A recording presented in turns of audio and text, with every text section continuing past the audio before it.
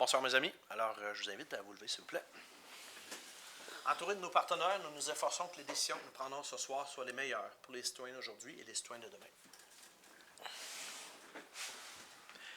On va procéder avec l'adoption de l'ordre du jour. On va rajouter dans divers un item donc pour un appui à la tenue d'exercice militaire par l'armée canadienne sur notre territoire. Est-ce qu'il y avait d'autres interventions? Ça va avec ça. Proposeur, avec Danny. L'adoption des procès-verbaux, donc d'abord de la séance du 8 août et celui de la séance extraordinaire du 29 août dernier. Proposeur là-dessus. Avec Richard, très bien. Information générale, tout d'abord, vous voyez que Mme Sylvie est avec nous ce soir.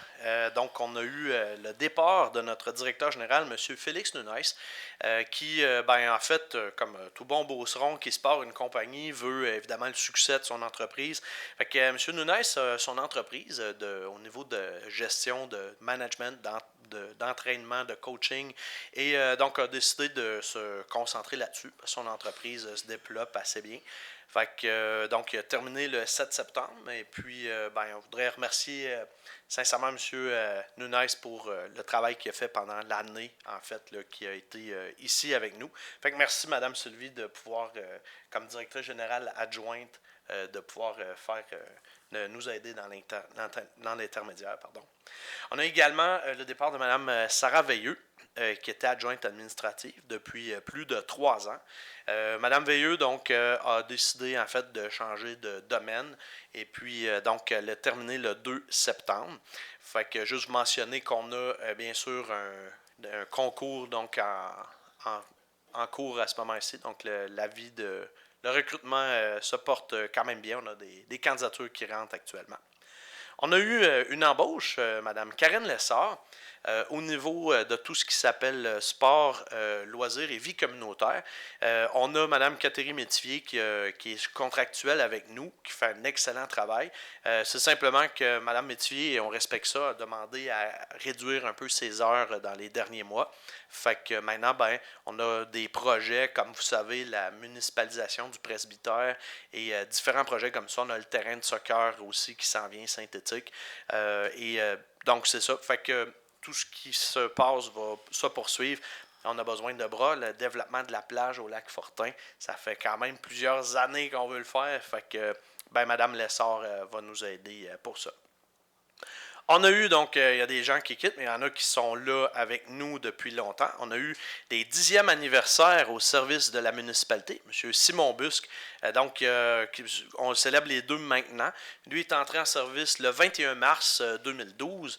Et on a également M. Robert Jacques, donc chef d'équipe, qui lui, c'est le 11 juin 2012. Donc, ces personnes-là ont reçu des certificats cadeaux offerts dans nos commerces de Saint-Victor, mais de leur choix. Donc, on leur a demandé, ils ont reçu la valeur de 150 $ en certificats chacun.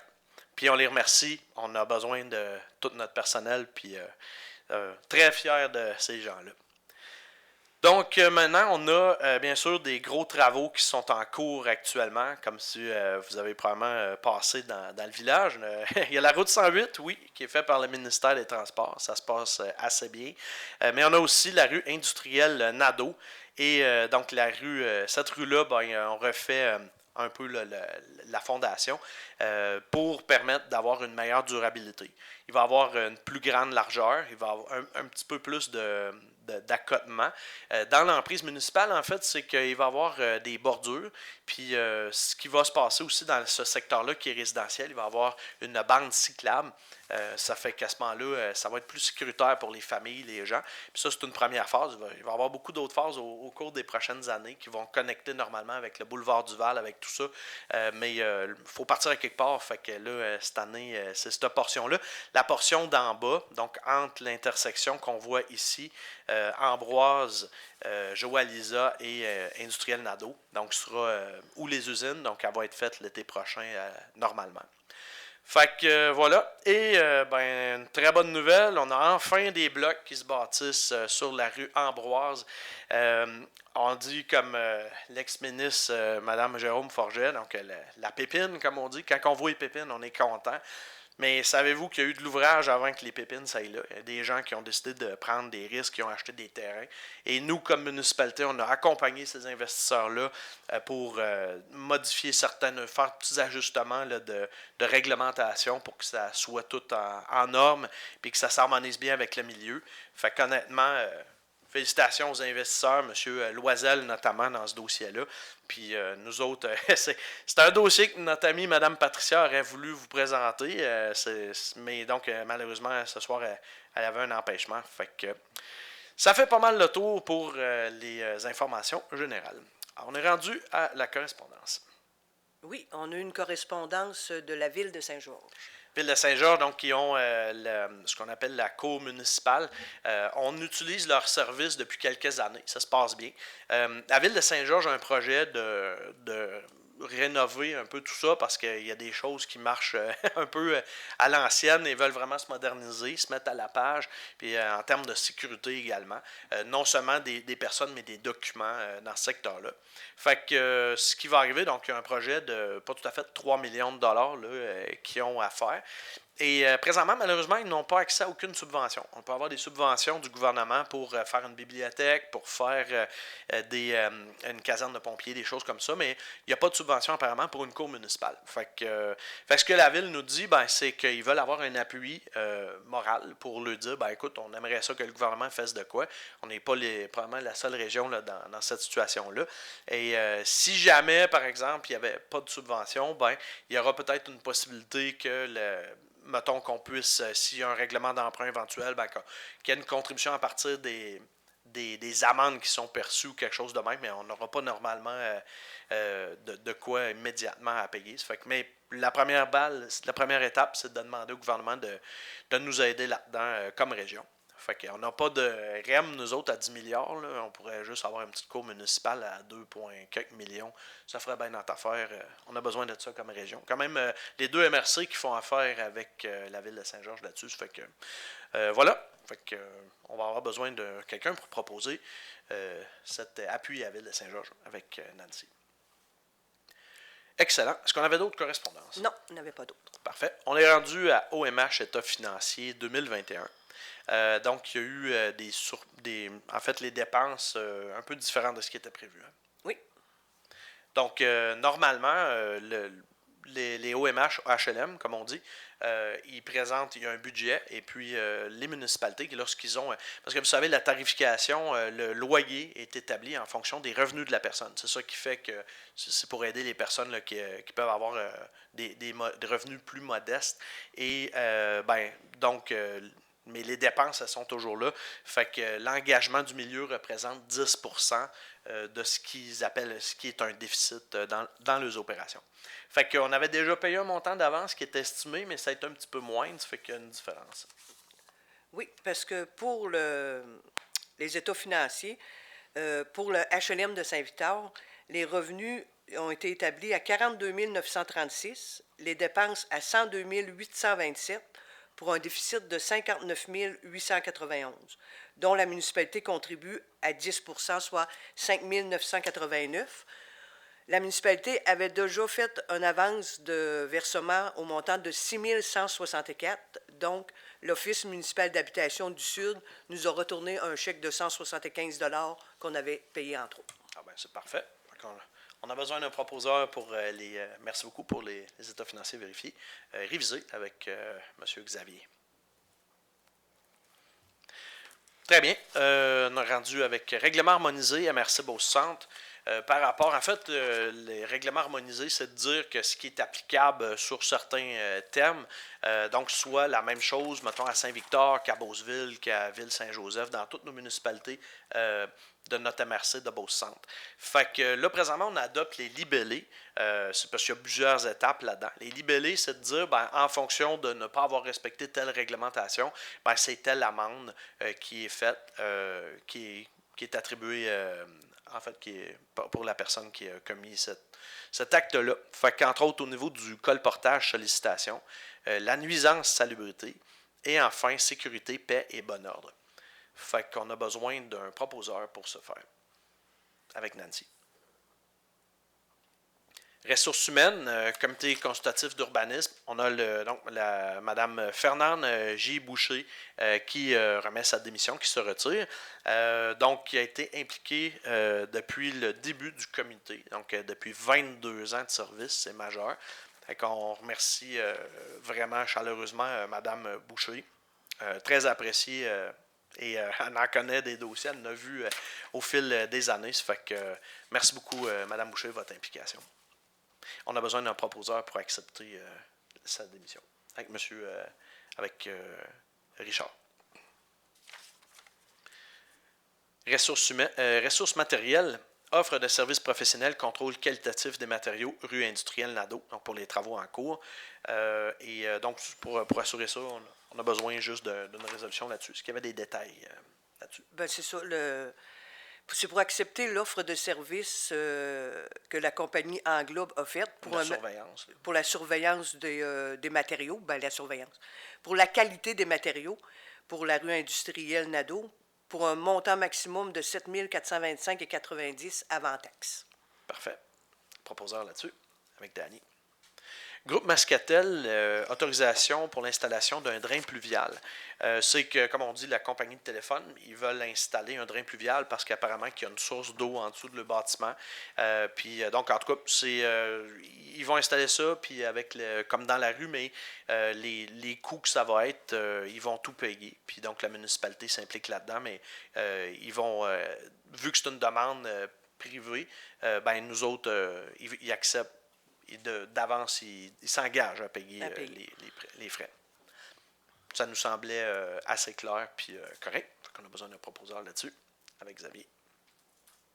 Acceptation, soumission, pavage rue industrielle Nadeau pour cette section-là qui, ça s'en vient, le pavage. On avait 2 soumissionnaires, je crois bien. Oui, on a eu les pavages Sartigan au montant de 164 430,14 taxes incluses et Sintra au montant de 189 363,83 taxes incluses. Parfait. Pavage Sartigan, on a besoin d'un proposeur là-dessus avec Richard. Sécurité publique, avis de motion, règlement 220-2022 concernant la numérotation civique des résidences, autres bâtiments et terrains vacants sur le territoire municipal. Puis on va avoir tout de suite l'adoption également du projet de règlement pour tout ça.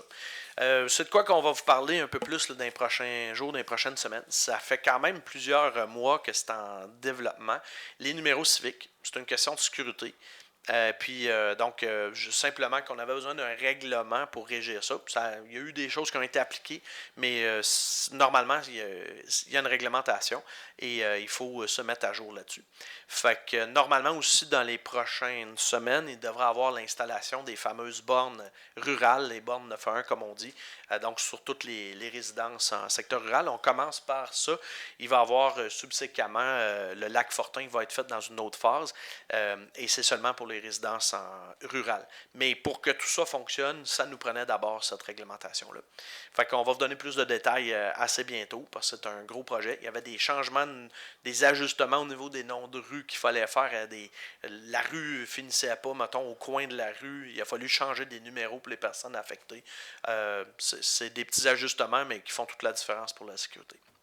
Proposeur là-dessus. Donc, quelqu'un pour donner avis de motion et faire l'adoption du projet de règlement. Ça va te prendre quelqu'un qui donne l'avis de motion et puis il faut qu'il mentionne qu'il dépose le projet de règlement. Oui. Puis, vu que le règlement, il est long, à demander une dispensation de lecture du règlement. Logiquement. Excellent. Fait qu'est-ce qu'on a quelqu'un qui appuie tout ça avec Danny? Excellent. Donc, on a plusieurs modifications réglementaires, justement, de cette même nature-là. Donc, tout d'abord, on va avoir l'avis de motion. Pardon? Pour le règlement 220-2022, Danny donne l'avis de motion. Exact. Puis, c'est qui fait l'adoption pour le projet de règlement? On le faisait Danny aussi. Tout, bon, c'est possible, oui. Merci. Très bien. Donc, on avait l'avis de motion règlement 215-2022, amendant le règlement de zonage 157-2018, zone M62. Donc là, c'est l'avis de motion, puis ce qui vient après, c'est tout imbriqué ensemble. C'est pour l'édifice anciennement HP Gilbert, où est-ce que vous avez un commerce. Et en fait, il est déjà en opération, mais il semblait qu'il y avait quelque chose qui n'était pas au niveau de notre réglementation, puis pourtant on était tous d'accord avec ça. C'est qu'il y a de quoi qui a été omis à quelque part, mais on vient réparer ça avec tout ça. Donc, on a besoin de donner avis de motion, de déposer et adopter donc le projet de règlement et la résolution fixant en plus une assemblée publique, parce que quand on modifie un règlement, on a une assemblée publique. Donc, on a besoin de quelqu'un, ça peut être toute la même personne pour ces trois choses-là, avec Nancy. Les trois étapes. Avec dispensation de lecture dans l'avis de motion? Dispensation de lecture avec l'avis de motion. D'accord. Très bien. Avis de motion pour le règlement 216-2022 modifiant le plan d'urbanisme. Ça, c'est pour le séminaire, donc qui va devenir maintenant le manoir Route 66. Et cette section-là, c'est que présentement, actuellement, c'est zoné une zone publique. C'est un peu pour des maisons de personnes retraitées. Et donc, ça nous prend une zone mixte qu'on appelle. Donc, il peut y avoir des commerces, il peut y avoir de l'hébergement, des événements. Puis, nous autres, on fait ça de concert avec M. Pagé, Mme Dany Pelcha, parce que c'est de quoi qui attire beaucoup de monde, je pense, chez nous. C'est très bon qu'on ait quelqu'un qui a osé s'en aller là, puis on collabore ensemble avec, ça ne va pas faire un abattoir ou je sais pas quoi, là, c'est de quoi qui s'harmonise quand même bien avec le milieu, fait que tout ça fonctionne bien. Fait qu'on a besoin de donner avis de motion pour le règlement 216-2022, on a et donc le dépôt, et donc l'adoption du premier projet de règlement 216-2022 modifiant le plan d'urbanisme. Pour cette résolution-là, et dispenser la lecture de tout ça. Et enfin, une résolution aussi qui fixe l'assemblée publique de consultation pour tout ça, donc le 19 octobre à 16h30. Est-ce qu'on a quelqu'un pour ça? Avec Xavier. Pour celui que j'ai dit précédemment, l'assemblée de consultation publique sera, je pense que c'est... Le 4 octobre. C'est le 4 octobre, ouais. C'est ça, c'est parfait. Tout est beau là-dessus? Oui. Excellent. On est rendu avec avis de motion, règlement 217-2022, modifiant le règlement de zonage 157-2018, donc ce qu'on appelle concordance au plan d'urbanisme. Donc c'est entre autres le changement de nom, parce que la réglementation, quand on dit P, donc c'est une zone publique, et quand on dit M, c'est une zone mixte. Donc là, ça va passer de P30 à M63 notamment. Donc, on a besoin de donner avis de motion, faire le dépôt et adoption du premier projet de règlement là-dessus, pour la résolution, de se dispenser de lecture du règlement et pour l'assemblée publique qui sera également le 19 octobre. Est-ce qu'on a un proposeur pour tout ça? Avec Nancy. Parfait. Avis de motion, règlement 218-2022 modifiant le règlement de zonage 157-2018, donc l'amendement de la zone P30. Là, actuellement, c'est en gros les trois affaires-là, c'est pour créer des normes, donc des usages. C'est-à-dire que vous pouvez avoir une zone, mettons, qui est résidentielle, mais quel type de résidence va pouvoir être là? Donc là, ici, c'est des usages. Bien sûr, on parle de mix, donc c'est pas n'importe quoi qui peut être opérer dans une zone mixte. Donc, on vient préciser les usages et c'est ce que ça comprend, tout ça. Donc, avis de motion, comme on le disait, pour cette zone-là, dépôt de l'avis de motion.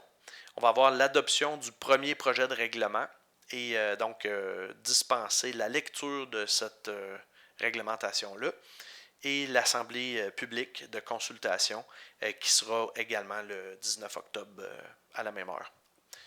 Puis ça va être un avis de motion et dépôt de projet. Et dépôt, exactement. Proposeur là-dessus. Avec Nancy. Très bien. Ça l'achève. On est rendu à une dernière bloc du genre.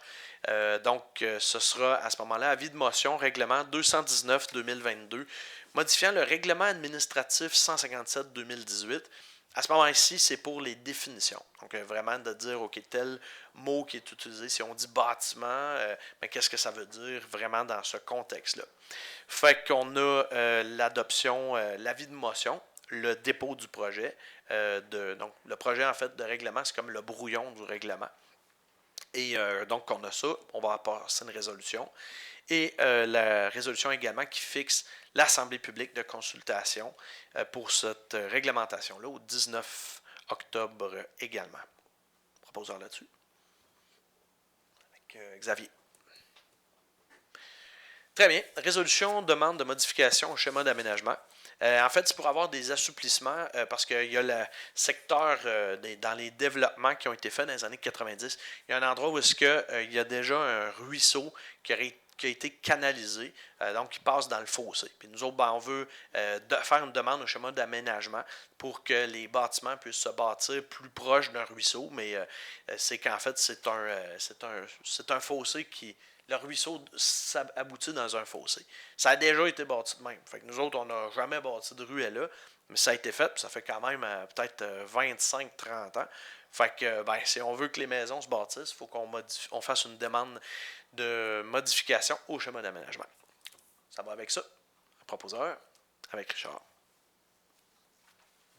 Dérogation mineure pour le lot 6 497 646.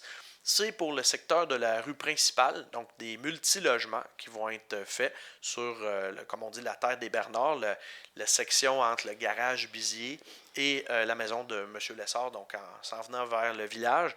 Donc tout ce secteur-là est zoné résidentiel multilogement. Actuellement, si tout va comme prévu, il va y avoir environ 9-6 logements qui vont être érigés là.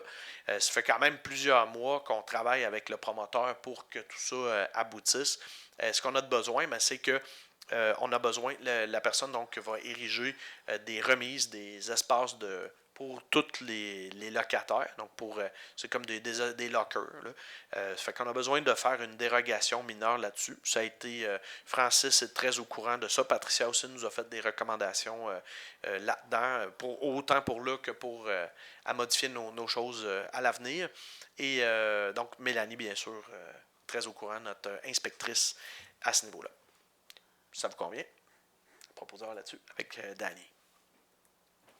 Demande au ministère des Transports du Québec pour l'inspection du pont sur la route Gosselin. Donc, c'est nos gars de voirie qui nous demandent de passer cette résolution-là. Les ponts, comme on peut peut-être se rappeler, appartiennent et sont entretenus par le ministère des Transports, donc à partir d'une certaine longueur. Donc, ce pont-là, c'est le cas. Fait qu'on dit au ministère, pouvez-vous venir inspecter, et donc, s'il y a lieu de réparer ce pont-là. Ça va avec ça. Proposeur. Avec Richard. Très bien, on est rendu au dossier des élus, rapport des activités. On commence avec Xavier au niveau du service loisirs et tourisme. Bonjour à tous. Donc, ce mois-ci, au niveau du service loisirs et tourisme, d'abord vous rappeler que les inscriptions pour le hockey plaisir et la gymnastique sont actuellement en cours. Donc, ça se fait via la plateforme Amelia, donc l'inscription en ligne. Donc, si vous voulez participer à ces activités, je vous encourage à vous inscrire. Au niveau de l'aréna, on a repéré quelques fissures dans la dalle de béton. Donc, le service des loisirs a pris le dossier en charge et donc on a procédé à la réparation. Donc ça va pouvoir aider à démarrer les activités de l'aréna dès que possible, donc dès que la glace represse. Donc pour l'instant, c'est un dossier qui est toujours en cours. Parler tantôt du terrain synthétique au niveau du soccer et des multi-activités qu'on va pouvoir faire dessus. Donc l'appel d'offres a été lancé au niveau de la commission scolaire ou du centre de service scolaire plutôt pour la préparation du terrain. Donc c'est un dossier qui va se dérouler et qui va poursuivre son cours. Karen Lessard, qui a été engagée notamment, va pouvoir nous aider dans ce dossier. Donc c'est plein de bons points qui arrivent pour la municipalité. Voilà pour ce mois. Très bien, merci Xavier. Danny, au niveau de la politique familiale, comité consultatif scolaire. J'ai pas grand-chose pour ce mois-ci, seulement que je suis très heureuse d'avoir Karine Lessard dans l'équipe de la municipalité qui va pouvoir prendre en charge tout ce qui est au niveau MADA, que ce soit la politique MADA ou le comité MADA, ainsi que familial aussi. C'était deux dossiers là, qui manquaient d'énergie, je dirais, pour que ça avance encore plus. Fait que c'est ça. Excellent. MADA, municipalité, amis des années. Donc, les programmes avec ces personnes-là, c'est parfait. Merci beaucoup, Danny. Avec Richard. Rien à ajouter cette semaine, pour ce mois-ci pour moi. Très bien. Merci beaucoup. On va passer avec Nancy au niveau de beaucoup de choses, en fait, ce qui est culture, patrimoine et les activités. Désolée. Bonsoir tout le monde. Il y a des cours de photo qui se donnent le 15 septembre. Il reste encore des places. C'est places limitées. Il faut toujours s'inscrire au 588-6854 ou au 311. C'est avec Turquoise Studio. Puis grâce à vos photos, vous allez pouvoir participer aussi à, peut-être pas tout le monde, mais certains d'entre eux, au Saint-Victor Musée sans mur, c'est ça. Excusez-moi, là. Bon, c'est ça. Fait que j'ai un petit peu de blablabla. Excusez-moi, je recommence. Cours de photo dirigé. C'est pour les 12 ans et plus. C'est le 15 septembre à 16h30. Il faut s'inscrire. Après ça, on va avoir les journées de la culture cette année. Habituellement, il y a toujours un pique-nique, mais là, on a changé un petit peu. Fait que le 1er octobre, il va y avoir à 18h30 à l'église la projection Désir de vivre. Ça, c'était la pièce de théâtre du 150e. Ça va être présenté. C'est sur une présentation de 3 heures. Alors, c'est quand même long, mais ça va être vraiment intéressant pour ceux qui veulent se remémorer un petit peu l'histoire. Et ceux qui ne l'ont pas vu, ça va être une belle occasion de le revoir. Ça, c'est à l'église. Et le 2 octobre, ça va se passer au presbytère à partir de 13h30. Il va y avoir de la musique d'ambiance, l'exposition historique sur la pièce de théâtre, justement, Désir de vivre, atelier libre, animation pour enfants et dévoilement d'une œuvre permanente à Saint-Vic, Musée sans mur, qui a été créé par Daniel Gamsby. Alors, puis je vous dis, ça va être vraiment beau. Je l'ai vu, elle n'est pas finie, mais c'est vraiment quelque chose d'exceptionnel et unique. Alors, on vous invite à venir le 1er et le 2 octobre. C'est tout. Excellent. Merci beaucoup, Nancy. On avait une résolution, en fait, qu'on avait au point à Francis. Donc, pour un mandat d'entente, inspection, entente avec la MRC. Présentement, vous savez, on a au lac Fortin plusieurs défis. La population collabore très bien avec les initiatives de protection du lac. Si on ne protège pas le lac, les propriétés n'auront plus une grande valeur, puis ça ne servira plus à rien d'aller là. Fait qu'honnêtement, tout se fait quand même assez bien, mais c'est un long processus au fil des ans. Là, ce qu'on veut en fait, c'est d'avoir un inspecteur, mais qui est à temps plein pour Saint-Victor. Donc la personne, mettons, présentement, émet des permis, est capable aussi de se rendre sur place si, par exemple, il y a des plaintes, il y a différentes choses qui rentrent dans ces mandats. Mais des révisions, certaines révisions de règlement, tout ça. Fait que c'est de quoi qu'on a de besoin. Puis en tout cas, on le prend on demande pour une année. C'est une collaboration avec la MRC. Puis si à un moment donné, on a vraiment tout déblayé le dossier puis qu'on a tellement de loose, on reverra. Mais je vous garantis, on ne garage pas par l'argent, par les châssis. On le fait parce qu'on en a de besoin. Puis comme je dis toujours, les lacs, c'est de l'Alberta de Saint-Victor. Faut respecter tous les citoyens, mais je veux dire, avec ce que les lacs rapportent à la municipalité, dans l'ensemble, puis je parle au commerce, tout ça, c'est extrêmement important de protéger nos lacs puis de faire de quoi là. Fait que c'est un peu pour ça qu'on a besoin d'aller de l'avant avec ça. Fait qu'on va avoir une résolution pour demander l'équivalent d'un temps complet. Actuellement, c'est ça. La personne était l'équivalent de 2 jours, même si elle fait des téléphones. Elle est 2 jours physiquement, mais elle peut faire des dossiers aussi à distance. Là. Fait que ça peut être un petit peu plus que 2 jours qu'elle fait présentement. Mais là, on aurait l'équivalent de 5 jours, plus ou moins. Proposeur pour ça, avec Danny. On avait une autre résolution à adopter, l'appui à la tenue d'exercices militaires par l'armée canadienne sur notre territoire. J'ai rencontré tout à l'heure le major Blouin.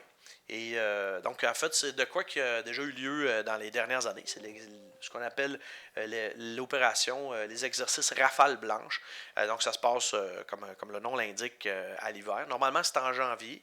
Puis, donc, c'est un moyen également d'entrer en contact avec la population, que les jeunes se familiarisent un peu à voir les militaires. Puis, donc, c'est vraiment bien fait. Puis, c'est des gars et des femmes qui ils donnent leur vie pour ça. C'est assez impressionnant. Fait qu'honnêtement, on est d'accord avec ça qu'ils puissent donner des exercices sur notre territoire. Fait qu'on a besoin d'un proposeur pour ce faire. Avec Nancy. Très bien. On est rendu au compte. Donc, le total pour ce mois-ci. Oui. excusez. Oui, il n'y avait pas de. À part le changement de nom, puis on est en. Non, non, c'est bon, mais merci. bon. Il y a le changement de nom de la MRC. En fait, on va avoir le nouveau site web normalement qui va être mis en vigueur probablement au début du mois d'octobre. On a le nouveau logo également qui va être super. Fait que ça va être bientôt dévoilé. On va annoncer ça mais que ça soit prêt. Parfait. Donc, au niveau des comptes, on est à 282 734 $ et 46 sous. Est-ce qu'on avait des interventions sur les comptes?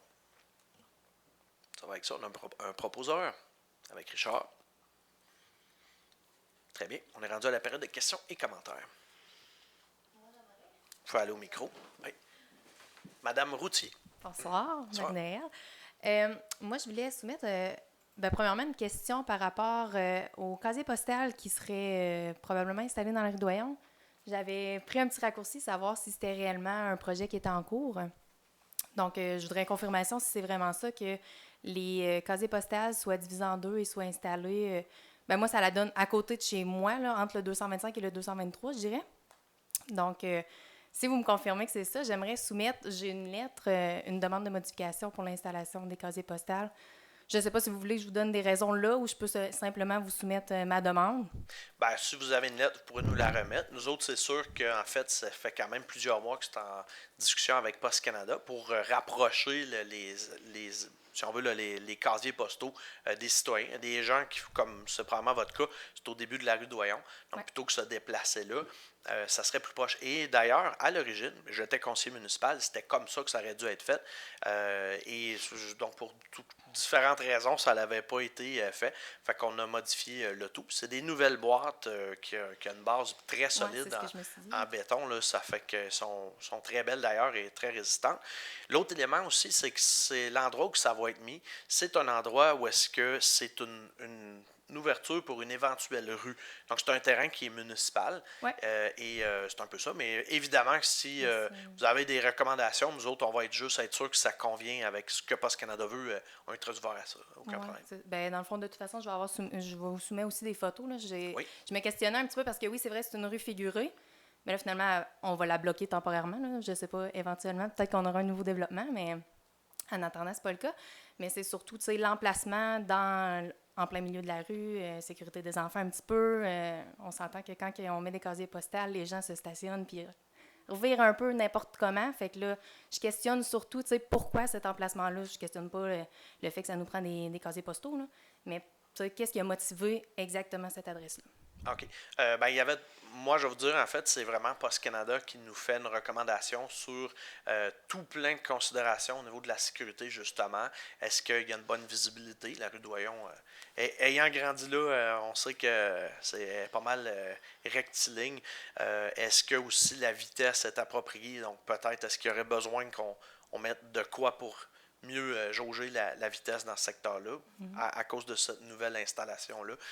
Mais oui, on va prendre vos recommandations. On est très ouvert à ça. Puis on va les faire vérifier avec Post Canada si être sûr. Puis on va communiquer avec vous. Aucun problème. Super, merci. Merci beaucoup. Est-ce qu'il y avait d'autres questions ou commentaires? Ça fait le tour. Excellent. C'est le fun d'avoir du public. Ça se compte quasiment en années qu'on n'a pas de monde tant que ça ou qui n'interviennent pas, en fait. Fait que merci beaucoup. Donc, on a besoin maintenant de faire la levée de la séance. On a besoin d'un proposeur avec Mme Nancy. Excellent. Donc, chers amis, merci beaucoup. Merci, Mme Sylvie, encore une fois. Ça fait plaisir. Et excellente soirée à tous.